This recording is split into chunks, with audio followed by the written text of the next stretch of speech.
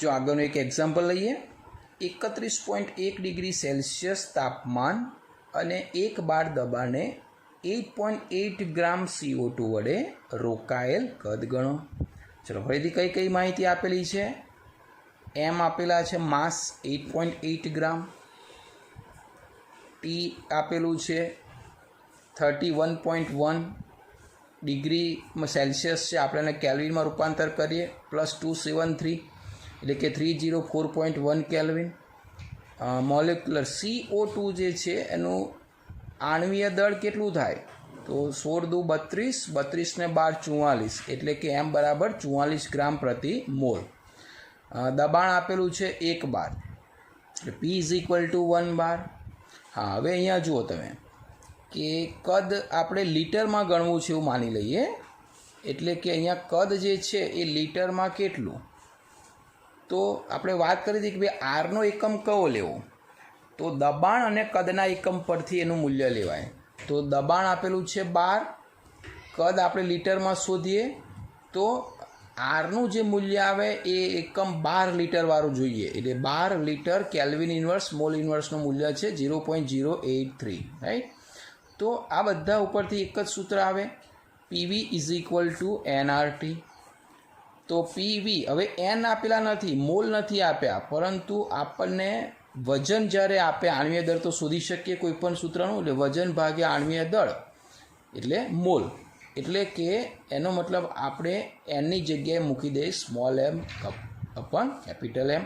અચ્છા, પહેલાં તમે n શોધી નાખો મોલ અને અહીંયા ડાયરેક્ટ મૂકો તો પણ ચાલે, અને આ રીતે મૂકો તો પણ ચાલે। PV = nની જગ્યાએ માસ અપન મોલેક્યુલર વેઇટ * RT।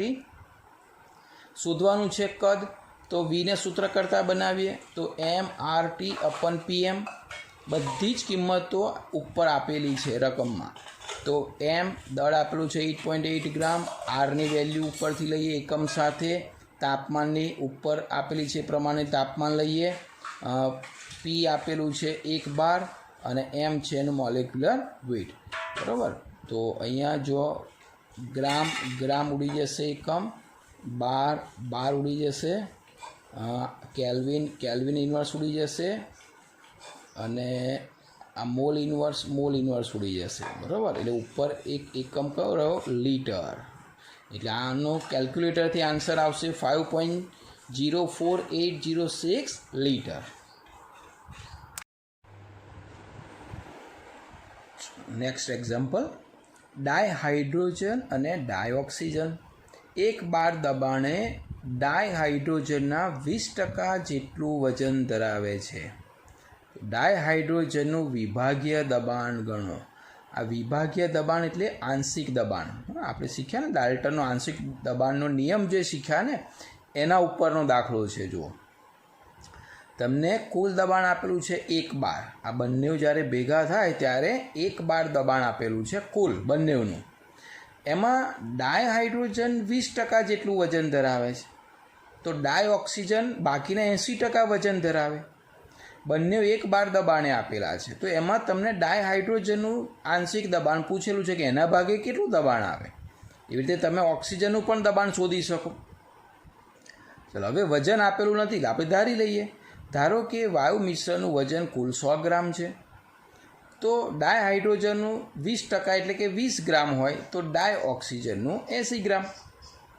હવે મોલ અંશ શોધવા પડશે ને આપણે સૂત્ર પ્રમાણે, તો H2ના મોલ બરાબર NH2 વજન ભાગ્યા આણ્વીય દળ, વજન 20 ગ્રામ, આણ્વીય દળ 2 એટલે કે 10 મોલ। ઓક્સિજનના મોલ NO2 = 80 એટલે કે એનું વજન ભાગ્યા એનું આણ્વીય દળ, એટલે કે 2.5 મોલ થશે। હવે કુલ મોલ અંશ શોધવા માટે જોઈશું, તો કુલ મોલ બરાબર 10 વત્તા 2.5 બરાબર 12.5 મોલ થશે। હવે આપણે H2નું વિભાગીય દબાણ પૂછેલું છે ને, એટલે આપણે H2નું ખાલી ગણીએ તો H2ના મોલ અંશ પહેલાં ગણવા પડશે। તો મોલ અંશ બરાબર Hના મોલ, બરાબર, ભાગ્યા કુલ મોલ। તો H2ના મોલ કેટલા ગણ્યા આપણે? 10, એટલે 10 મોલ, અને કુલ મોલ બંનેનો સરવાળો થયો 12.5। તો બંનેનો કેલ્ક્યુલેટરથી ભાગાકાર કરશો એટલે 0.8 આવશે. આ મોલ અંશ આવ્યા કોના? H2ના મોલ અંશ 0.8. હવે આંશિક દબાણ પૂછેલું છે એ ગણીએ વિભાગીય. તો ડાયહાઇડ્રોજનનું વિભાગીય આંશિક દબાણ, તો સૂત્ર આપણે ડાલ્ટન આંશિક દબાણના નિયમમાં શીખ્યા હતા. PH2 is equal to XH2 into P call. આપણે આવું શીખ્યા હતા. P1 is equal to X1 into P કુલ. બરાબર. તો અહીંયા PH2 ઇઝ ઇક્વલ ટુ આ X એ મોલ અંશ છે, મોલ અંશ ગુણ્યા કુલ દબાણ. મોલ અંશ આપણે કેટલા લાવ્યા? 0.8. આ ફર્સ્ટ ચેપ્ટરમાં આપણે શીખ્યા હતા મોલ અંશ. બરાબર, કેવી રીતે શોધવાના? 0.8 ઇન્ટુ કુલ મોલ. આપ સૌ જાણો છો કે 1 બાર દબાણે આપેલા છે બંને વાયુ, એટલે કુલ મોલ 1 બાર થયા. કુલ દબાણ કેટલું થયું? 1 બાર થયું. અને 0.8 ઇન્ટુ 1 ઇઝ ઇક્વલ ટુ 0.8 બાર, એટલે કે PH2ના ભાગે આવશે 0.8 બાર. તો હવે કુલ દબાણ 1 છે, એમાંથી 0.8 આવ્યું, તો હવે કેટલા રહ્યા? 0.2. તો 0.2 કોના ભાગે આવશે? PO2. એ પણ શોધી નાખજો. બરાબર, ડાયરેક્ટ બાદ કરશો તોય ચાલશે. 1 માઇનસ 0.8 બાર તોય પણ આવશે, અને આવી રીતે શોધશો તો પણ ચાલશે. ઓક્સિજનના મોલ, પછી એના મોલ અંશ શોધી નાખજો, અને એના ઉપરથી જવાબ અહીંયા 0.2 આવશે. તો આ તમારા માટે છે કે કેટલા આવશે. બરાબર, તો આ એક એક્ઝામ્પલ છે. ચલો બીજો એક એક્ઝામ્પલ લઈએ. 27 ડિગ્રી તાપમાન 2 બાર દબાણે વાયુની ઘનતા 5.46 ગ્રામ પ્રતિ ડેસીમીટર ક્યુબ છે. તો STP એ કેટલી ઘનતા હશે? બરાબર, એટલે જો હવે પ્રશ્ન સમજો બરાબર, કે 27 ડિગ્રી સેલ્સિયસ તાપમાન આપેલું છે, પ્રેશર દબાણ આપેલું છે 2 બાર, અને ડેન્સિટી આપેલી છે 5.46, એટલે કે T આપેલું છે, P આપેલું છે, અને સ્મોલ d આપેલું છે. તો આ જે વાયુ છે એ જ આ દબાણને આ તાપમાને જો આટલી ઘનતા હોય તો STP એટલે સ્ટાન્ડર્ડ ટેમ્પરેચર પ્રેશર હોય તો કેટલી ડેન્સિટી ધરાવે? બરાબર, કારણ કે એની ઘનતા આપ સૌ જાણો છો ને કે ભાઈ દબાણ અને તાપમાન ઉપર આધારિત છે. તો STP એ કેટલી ઘનતા હશે? બહુ સિમ્પલ પ્રશ્ન છે. તો પહેલાં તો જે માહિતી આપેલી છે લઈ લઈએ. ચલો, T1 આપેલા છે. હા, હવે અહીંયા બે માહિતી આવશે. જો એક STP એ માહિતી અને જે આપેલી છે, એટલે આપણે નામ 1 ને 2 આપી દઈશું, બે અલગ અલગ. તો T1 આપી દઈએ 27 એટલે 27 plus 273 is equal to 300 kelvin. ચલો, P1 કેટલા છે? 2 બાર, એટલે P1 2 બાર. આ સમય D1 કેટલા? 5.46 ગ્રામ પ્રતિ ડેસીમીટરનો ઘન. બરાબર, એટલે જે તે એકમની અંદર આપણે T1, P1 અને D1 આપેલા છે એ લખ્યા. ચલો, હવે STP એ વાત કરીએ. તો STP એટલે સ્ટાન્ડર્ડ ટેમ્પરેચર પ્રેશર એ T2 કેટલા હોય? તો કે 0 ડિગ્રી સેલ્સિયસ, એટલે કે 273 કેલ્વિન. આપ સૌ જાણો છો કે 0 ડિગ્રી સેલ્સિયસ STP એ હોય છે સ્ટાન્ડર્ડ ટેમ્પરેચર. દબાણ કેટલું હોય છે? 1 બાર. હવે આપેલું ના હોય. STP જ્યારે પણ આવે ત્યારે આ તમને મોઢે આવડવું જોઈએ કે STP એટલે 0 ડિગ્રી સેલ્સિયસ ને 1 બાર. 0 ડિગ્રી એટલે 273 કેલ્વિન અને 1 બાર. બરાબર, અને આ સમય D2 આપણને ખબર નથી. તો બહુ સીધી વસ્તુ છે. કયું સૂત્ર આવશે? પેલું યાદ છે ને, પાસ થવા માટે ડર્ટી મોબાઈલ. પાસ થવું હોય તો ડર્ટી મોબાઈલ. તો આ બધી જ માહિતી એમાં આવશે. એટલે P is equal to DRT/m. આ બધી માહિતી ઉપરથી કયું સૂત્ર આવે એ આપણને ખબર હોવી જોઈએ. તો આપણે બે છે, અહીંયા બે બાબતની વાત કરી છે, એટલે અહીંયા બે પરિસ્થિતિનું નિર્માણ થયું. તો આના ઉપરથી બે સૂત્ર શું બનશે? P1 is equal to D1RT1/m. તો અહીંયા P2 is equal to D2RT2/m. બરાબર. હવે આપ સૌ જાણો છો કે વાયુ એક જ છે, એટલે RM સરખા થવાના ને. હમણાં આપણે એક દાખલામાં શીખ્યા કે જ્યારે સરખાપણું હોય ને ત્યારે એને સૂત્ર કરતા બનાવો. ચલો, R અને M સરખા થવાના, એટલે R/m is equal to P1 તો અહીંયા છે જ, D1 T1 નીચે જ હશે, એટલે R/m is equal to P1/D1 T1. એવી રીતે અહીંયા પણ R/m તો P2/T2 D2. હવે R/m કેમ સૂત્ર કરતા બનાવ્યા? જે સરખું છે એને આપણે આવા દાખલામાં શું કરીશું? સૂત્ર કરતા બનાવીશું. ફરી યાદ રાખીશું, જ્યારે બે પરિસ્થિતિનું નિર્માણ થાય, બે અલગ અલગ સૂત્રો આવે, એમાં જે કંઈ સરખું છે, બરાબર, એ બંનેમાં જેટલી પરિબળો સરખા છે એને સૂત્ર કરતા બનાવીશું. ચલો, R/m તો એનો મતલબ આ બે સરખા, તો આ બે પણ સરખા, તો આ બેને સરખાપણું કરી એટલે P1 T1 D1, બરાબર. એટલે આવું થશે P1 T1 D1 is equal to P2 T2 D2. આ બંનેઓને શું કર્યા? સરખા કર્યા. ચલો સૂત્રકર્તા કોને બનાવવાના? D2 ને. તો D2 ને સૂત્રકર્તા બનાવ્યા, તો D2 ને સૂત્રકર્તા બનાવેલા બધા પદ એક બાજુ આવી ગયા. તો એ બધા એ તમને આવડે છે એનું સાદુરૂપ આપતા. ચલો કિંમતો મૂકી દઈએ ઉપર પ્રમાણે. P2 1 બાર, T1 ઉપર છે 300 કેલ્વિન, D1 પણ આપેલા છે એકમ પ્રમાણે, T2 પણ આપેલા છે અને P1 આપેલા છે. હવે 12 એકમ ઉડી જશે, કેલ્વિન ઉડી જશે. એટલે હવે શું આવી? સીધી ડેન્સિટી આવશે, ગ્રામ પ્રતિ ડેસીમીટરનો ઘન. 2.0299 નિયરલી આપણે 3 લખી શકીએ, બરાબર. તો આ રીતે કેલ્ક્યુલેટરની મદદથી તમે એ દાખલો ગણી શકશો. ચલો ત્યાર પછી લઈએ એના પછીનો એક્ઝામ્પલ. એક્ઝામ્પલમાં આપેલું છે તમને કે 34.05 મિલીલીટર ફોસ્ફરસની બાષ્પનું વજન, એટલે આ કદ આપેલું છે. ફોસ્ફરસ જે બાષ્પ છે એનું કદ આપેલું છે 34.05, એનું વજન આપેલું છે 0.0625 ગ્રામ, અને તમને કહે છે 546 ડિગ્રી સેલ્સિયસ તાપમાને અને 1 બાર દબાણે થાય છે. અચ્છા, એ તમને એવું કહે છે કે આ તાપમાન અને આ દબાણે આટલા કદ ધરાવતી ફોસ્ફરસની બાષ્પ એટલે વાયુનું વજન આપેલું છે. તો ફોસ્ફરસનું મોલર દળ કેટલું હોય? બરાબર. તો કઈ કઈ માહિતી આપેલી છે? પહેલાં આપણે બધી માહિતી લખી દઈએ. ચલો પહેલાં માસ આપેલું છે, આર વજન 0.0625 ગ્રામ, તો એ માસ લખી દીધું. હા, હવે આર જોઈએ આપણે જરૂર પડે છે કે નહીં. પી જે છે 1 બાર એ આપેલો છે, ટી 546 ડિગ્રી છે એને કેલ્વિનમાં ફેરવવાનો 273 એટલે કે 819 કેલ્વિન. વોલ્યુમ આપેલું છે 34.05 મિલી, પરંતુ આપણે લીટરમાં લઈશું એને, તો 0.03405 લીટરમાં રૂપાંતર કરીશું. હવે આ બધા પદો છે એટલે આરની જરૂર પડશે. હવે આર છે કયા કયા એકમમાં લેવાનો? તો પીનો એકમ નક્કી કરે, પી 12 છે અને આ લીટરમાં ફેરવ્યું એટલે એ 12 લીટરમાં જોઈશું, બરાબર. એટલે 8.314 into 10⁻², 12 litre mall inverse kelvin inverse. તો આ બધી જ કિંમતો રકમમાંથી મૂકી તો કયું સૂત્ર આવશે આ બધામાંથી? PV is equal to NRT. હવે મોલર દળ શોધવાનું છે, તો મોલર દળની અંદર જે આપણને N આપેલો છે એ તો મોલ છે, તો એમાં મોલર દળનું સૂત્ર છે. તો PV ઇઝ ઇક્વલ ટુ Nની જગ્યાએ મૂકી દઈએ માસ અપન મોલેક્યુલર વેટ, એટલે વજન ભાગ્યા આણ્વીય દળ, પહેલું ચેપ્ટર. તો PV is equal to M/mRT, બરાબર. એમ શોધવાના છે, તો એમને સૂત્ર કરતાં બનાવી દઈએ.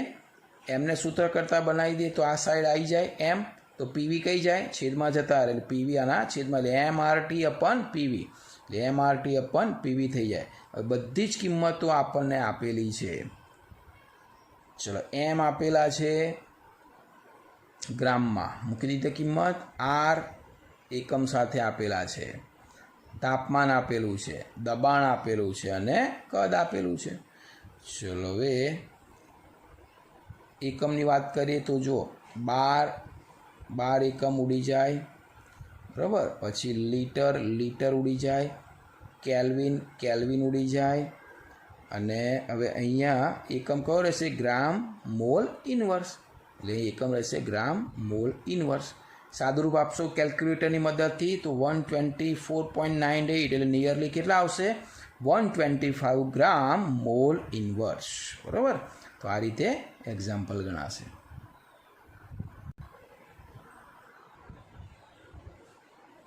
નેક્સ્ટ એક્ઝામ્પલ, 9 ડેસીમીટર ક્યુબના ફ્લાસ્કમાં 27 ડિગ્રી સેલ્સિયસ તાપમાને 3.2 ગ્રામ મિથેન અને 4.4 ગ્રામ કાર્બન ડાયોક્સાઇડના મિશ્રણ વડે કેટલું દબાણ ઉત્પન્ન થશે?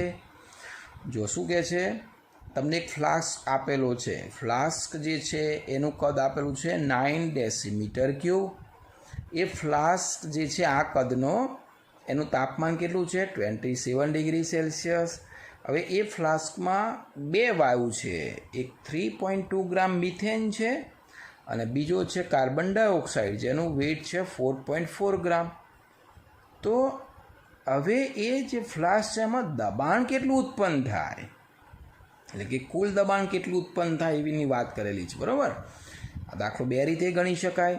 તમે બંનેના અલગ અલગ વિભાગીય દબાણ એટલે કે આંશિક દબાણ ગણો અને આંશિક દબાણ ગણ્યા પછી એ બંનેનું સરવાળો કરો એટલે કે કુલ દબાણ મળે, બરાબર. અને આ ટેમ્પરેચર અને આ કદ લેવાનું છે પાછું, બરાબર. તો એ ટેમ્પરેચર કદને લીધે કેવી રીતે ગણાય એ પણ જોઈ લઈએ. ચલો, મિથેનના પહેલાં મોલ ગણવા પડશે. વજન ભાગ્યા આણ્વીય દળ. વજન આપેલું છે 3.2 ગ્રામ, આણ્વીય દળ એનું 16 થશે એટલે કે 0.2 મોલ મિથેનના થશે. CO2ના મોલ ગણી નાખ્યા, વજન ભાગ્યા આણ્વીય દળ 0.1 મોલ. બંને વાયુના કુલ મોલ ગણી નાખ્યા, 0.2 પ્લસ 0.1 એટલે 0.3 મોલ. હવે તો બધા વાયુ જે છે, બરાબર, એ વાયુના કુલ મોલ કેટલા થયા? 0.3 મોલ.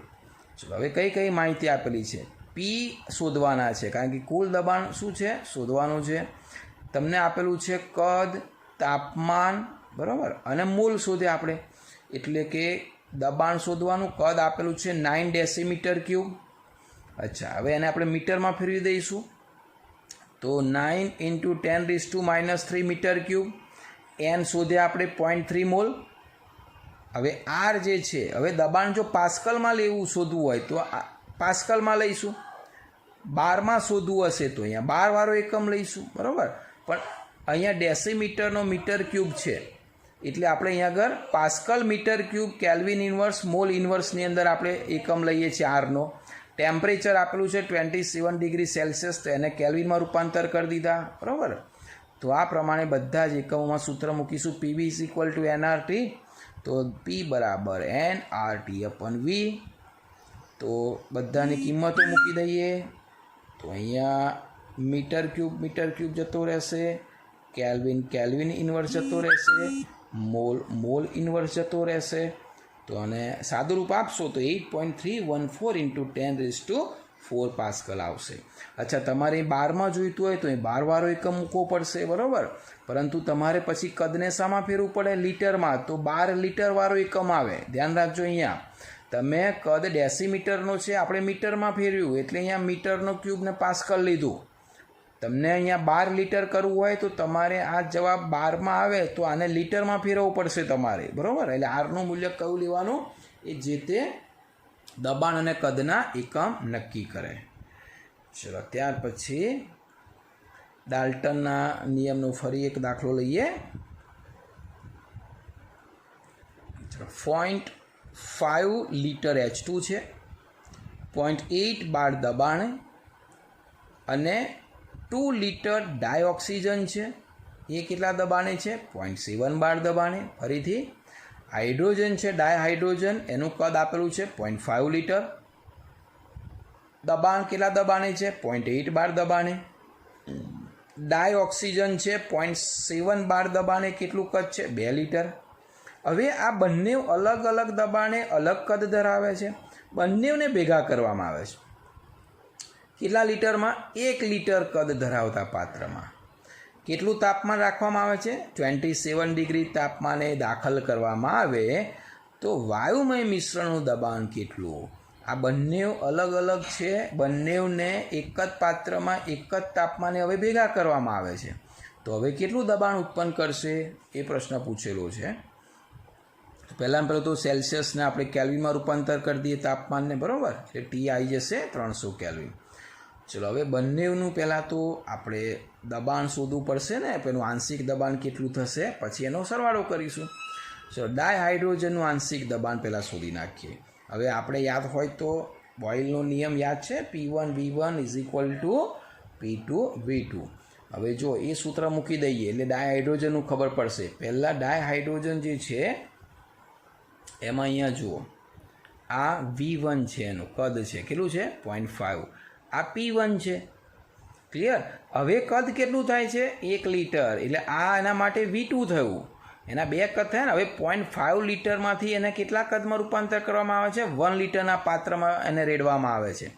એટલે કે ડાયહાઇડ્રોજનની જે વાત છે એમાં P1 V1 is equal to P2 V2, તો P1 એનું 0.8 બાર, આ P1 છે, આ V1 છે 0.5 litre is equal to P2 શોધવાના છે, કારણ કે હવે કદ બદલાયું એટલે દબાણ બદલાશે, એટલે કે P2 ઇન્ટુ કદ કેટલું થઈ ગયું હવે 1 લીટર થઈ ગયું, કારણ કે 1 લીટર પાત્રમાં એમને રેડવામાં આવે છે. તો અહીંયા જો એનું આંશિક દબાણ કેટલું શોધાશે, P2ને સૂત્ર કરતાં બનાવી દો તો 0.8 બાર ઇન્ટુ 0.5 લીટર, તો લીટર ઉડી જશે એટલે આવશે PH2 એટલે કે P2 કેટલા થયા 0.4 બાર. સેમ વસ્તુ ઓક્સિજનનું જોઈ લો. ઓક્સિજન કદ V1 2 લીટર, દબાણ એટલે P2 લઈશું હવે V2 એટલે V2 2 લીટર અને P2 આવશે 0.7 બાર. હવે ફરી એનું કદ તો એનું એ જ છે ને, 1 લીટરમાં જ ભેગું કરવામાં, એટલે હવે એનું કદ V2 કેટલું થઈ ગયું 1 લીટર થઈ ગયું. તો ફરી સૂત્ર P1 V1 is equal to P2 V2. ચલો અહીંયા P1 આના માટે P1 માટે અહીંથી લઈ લઈએ કેટલા છે 0.7 બાર, પછી V1 2 લીટર, ચલો P2 શોધવાના અને 1 લીટર થાય છે કદ.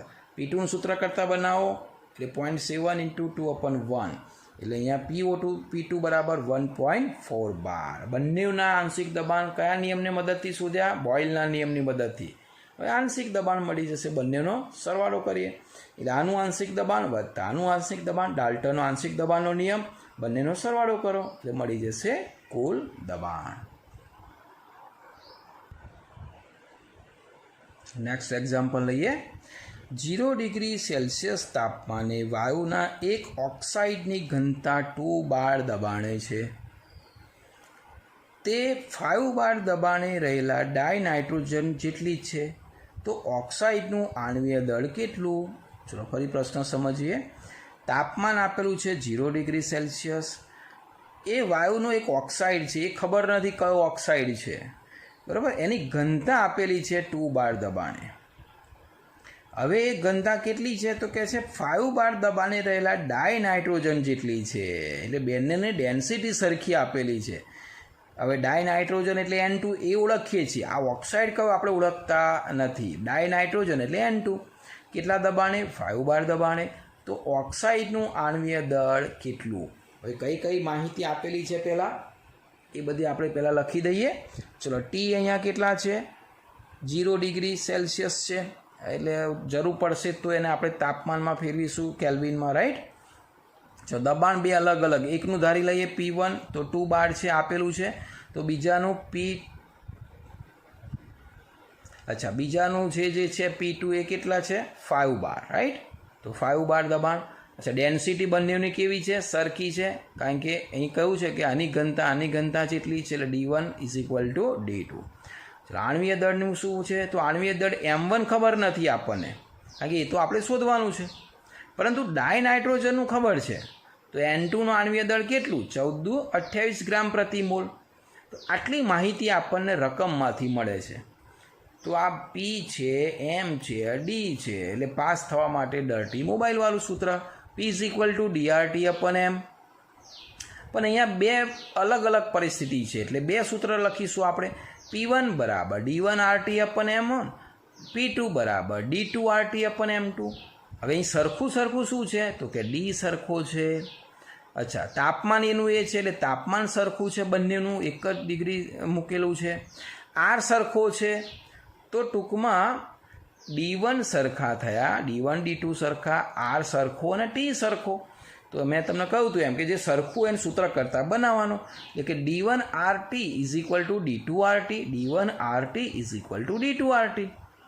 એનો મતલબ D1RTને સૂત્ર કરતાં બનાવીએ તો P1M1, આને સૂત્ર કરતાં બનાવીએ તો P2M2,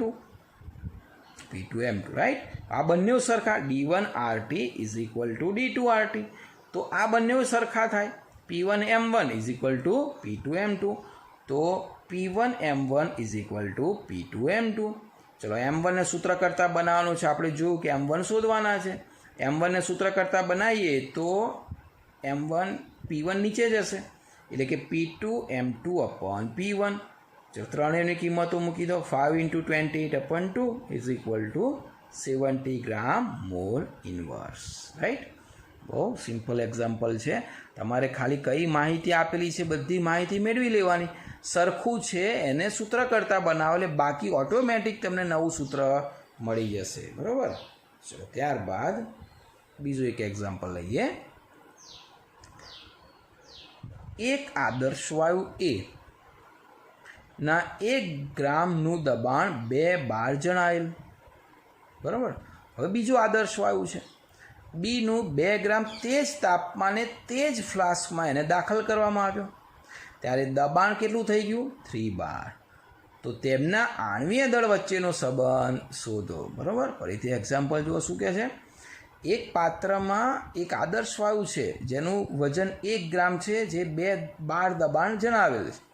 હવે એ જ ફ્લાસ્કમાં તે વખતે આની જોડે બીજો એક વાયુ એડ કરવામાં આવે બી. કેટલા વજનનો 2 ગ્રામનો. તાપમાન એનું એ જ રાખ્યું છે. એ જ ફ્લાસ્કમાં દાખલ કરે છે ત્યારે દબાણ કેટલું થઈ જાય છે 3 બાર. જો જ્યારે એકલો વાયુ હતો ત્યારે દબાણ કેટલું હતું 2 બાર. હવે આ દાખલ થાય ત્યારે કેટલું થયું 3 બાર. તો તેમના આણ્વીય દળ વચ્ચેનો સંબંધ શોધો. તો 2 અલગ અલગ માહિતી આપણને મળશે.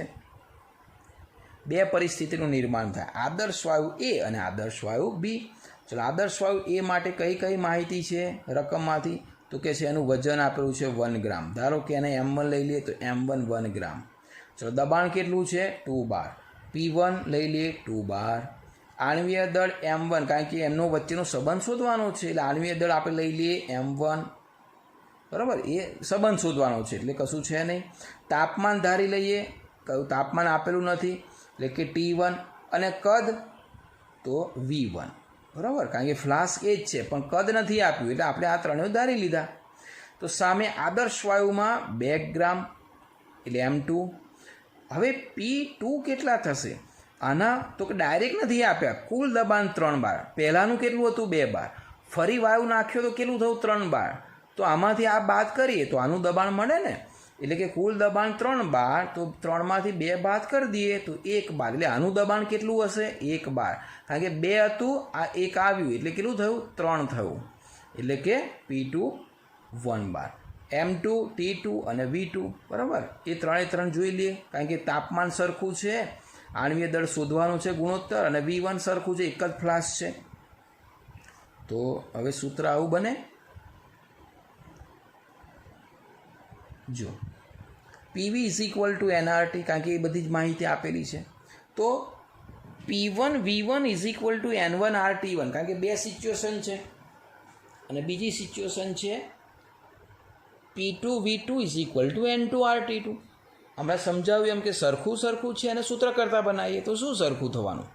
તાપમાન સરખા છે, કદ સરખા છે અને R સરખા છે એટલે કે V R ને T સરખા છે. તો આમાંથી V1 R T1 ને સૂત્ર કરતાં બનાવો એટલે બાકી કોણ રહ્યું N1/P1. ચલો અહીંયા પણ એવી રીતે સૂત્ર કરતાં બનાવીએ V2 R T2 તો બાકી રહ્યું N2/P2. હવે આ બંને સરખા થયા ને V1 R T1 is equal to V2 R T2. તો આ બે સરખા થયા. N1/P1 is equal to N2/P2. તો એ સૂત્રમાં જોઈ લઈએ તો N1/P1 is equal to N2/P2 આપણું સૂત્ર મળી ગયું. પરંતુ મોલ આપેલા નથી. તમને વજન આપેલું છે અને આણ્વીય દળ એટલે N1ની જગ્યાએ M1/M1 લખાય. બરાબર. અને P1 તો છે જ. એ રીતે અહીંયા N2ની જગ્યાએ માસ અપન મોલેક્યુલર વેઇટ એટલે M2 કેપિટલ M2 P2.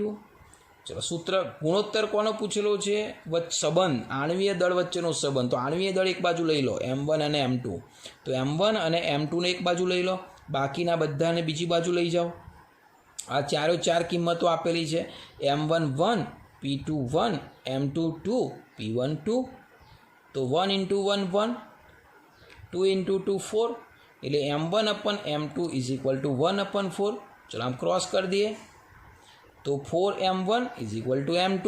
તો M2 is equal to 4M1. એનો મતલબ એવો થયો કે આ જે પહેલો આદર્શ વાયુ છે એના દળના 4 ગણું દળ કોનું છે M2નું છે.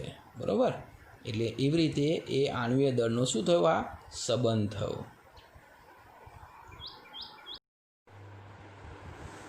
જો નેક્સ્ટ એક્ઝામ્પલ લઈએ, એક ગટર સાફ કરનાર પદાર્થ ડ્રેનેટેક્સ થોડા ઘણા પ્રમાણમાં એલ્યુમિનિયમ ધરાવે છે. તે કોસ્ટિક સોડા સાથે પ્રક્રિયા કરી ડાયહાઇડ્રોજન ઉત્પન્ન કરે છે. જો 0.15 ગ્રામ એલ્યુમિનિયમ પ્રક્રિયા કરે તો 20 ડિગ્રી સેલ્સિયસ તાપમાને અને 1 બાર દબાણે ડાયહાઇડ્રોજન વાયુનું કેટલું કદ મળશે? બરાબર, પ્રશ્ન થોડોક લેન્ધી દાખલો છે, થોડોક સમજવો પડશે. ગટર સાફ કરનાર એક પદાર્થ છે ડ્રેનેટેક્સ, જે થોડા ઘણા પ્રમાણમાં શું ધરાવે છે? એલ્યુમિનિયમ ધરાવે છે. હવે એ કોસ્ટિક સોડા સાથે પ્રક્રિયા કરશે, એટલે કે એલ્યુમિનિયમ જે છે કોસ્ટિક સોડા એટલે કે NaOH જે છે એની સાથે પ્રક્રિયા કરશે અને પ્રક્રિયા કરીને ડાયહાઇડ્રોજન વાયુ ઉત્પન્ન કરશે.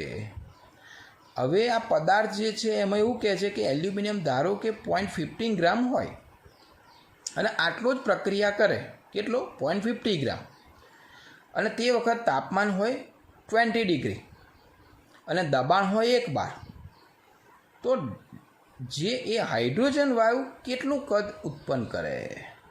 બરાબર, સૌથી પહેલાં તો તમને એનું સમીકરણ આવડવું જોઈએ. તો સમીકરણ પહેલાં ચેક કરી લઈએ.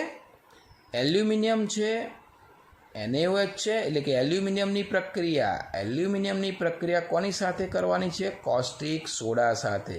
તો એલ્યુમિનિયમ કોસ્ટિક સોડા એટલે કે એલ્યુમિનિયમ કોસ્ટિક સોડા અને H2O, એટલે આ લિક્વિડ, આ એક્વિયસ, આ સોલિડ. હવે એમાંથી હાઇડ્રોજન વાયુ ઉત્પન્ન થાય, H2 ઉત્પન્ન થાય, તો બાકીનો મળે સોડિયમ એલ્યુમિનેટ, NaAlO2 મળશે એક્વિયસમાં. અને બેલેન્સ કરી દેશો તો 2 2 2 2 ને 3. હવે આ સમીકરણ છે ને તમને કોઈ પણ 12 સુધી ગમે તે કોઈ ચેપ્ટરની અંદર તમને આવશે એલ્યુમિનિયમવાળું જ્યારે ભણશો ત્યારે. તમને પ્રશ્ન થાય કે સાહેબ આ સમીકરણ કેવી રીતે ખબર પડે? તો આવા કેટલાક અગત્યના સમીકરણો છે, જેમ કે કેલ્શિયમ કાર્બોનેટનું વિઘટન છે, બરાબર, પછી મિથેનનું ઓક્સિડેશન છે. આ બધા અમુક કેટલાક સમીકરણો તમારે સરસ તૈયાર કરી દેવાના જે ફેમસ હોય છે.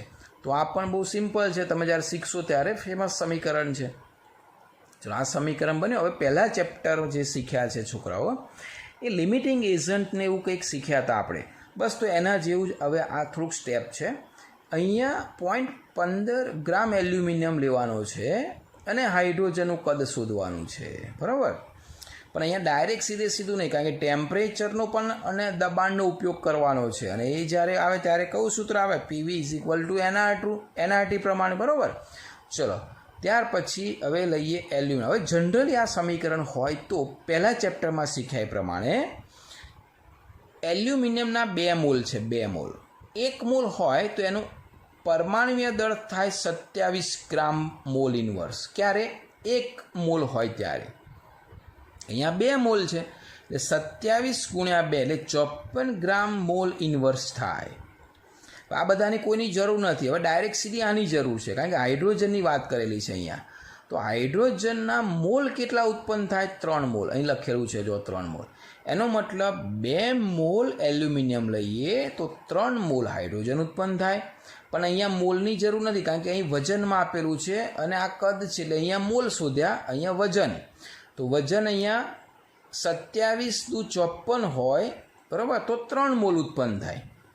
ફરીથી આટલું વજન હોય તો આટલા મોલ ઉત્પન્ન થાય, એટલે કે 27×54 ગ્રામ મોલ ઇન્વર્સ એલ્યુમિનિયમ હોય તો 3 મોલ હાઇડ્રોજન ઉત્પન્ન થાય. તો અહીંયા તો કેટલા આપેલા છે? 0.15 ગ્રામ. તો તમારે અહીંયા લખવાના છે કે ભાઈ 0.15 ગ્રામ એલ્યુમિનિયમ હોય તો કેટલા મોલ ઉત્પન્ન થાય? 0.15 × 3/54, તો 0.0000833, એટલે કે 8.33 × 10⁻³ મોલ H2 વાયુ ઉત્પન્ન થાય. ચલો, આપણે મોલ શોધ્યા પહેલાં. આ પહેલા ચેપ્ટરમાં આપણે શીખ્યા હતા એ પ્રમાણે અહીંયા ગણેલા છે, રાઈટ. હવે આ ચેપ્ટરનો સહારો લઈએ. ચલો, જે વસ્તુ આપેલી છે, તાપમાન આપેલું છે તમને રકમમાંથી 20 ડિગ્રી, 20 + 273 એટલે કે 293 કેલ્વિન. P આપેલું છે 1 બાર. N શોધ્યા આપણે 8.33 × 10⁻³ મોલ. કદ તમને શોધવાનું છે. બરાબર. હવે આ 12 છે કદ આપણે લીટરમાં શોધીશું. બરાબર. તો લીટરમાં શોધવા માટેનો એકમ હવે આવો જે આરનો લઈશું એ કયો લઈશું? લીટર બાર. તો 8.314 × 10⁻², લીટર બાર કેલ્વિન ઇન્વર્સ મોલ ઇન્વર્સ. આ બધી જ કિંમતોનું સૂત્ર કયું આવે? PV is equal to NRT. તો સીધું કદ મળશે. તો PV is equal to NRT પ્રમાણે વી શોધવાનું છે. તો વીને સૂત્ર કરતાં બનાવીએ તો એનઆરટી અપન પી. એનની કિંમત મોલ શોધી આપણે. આર કિંમત ખબર છે.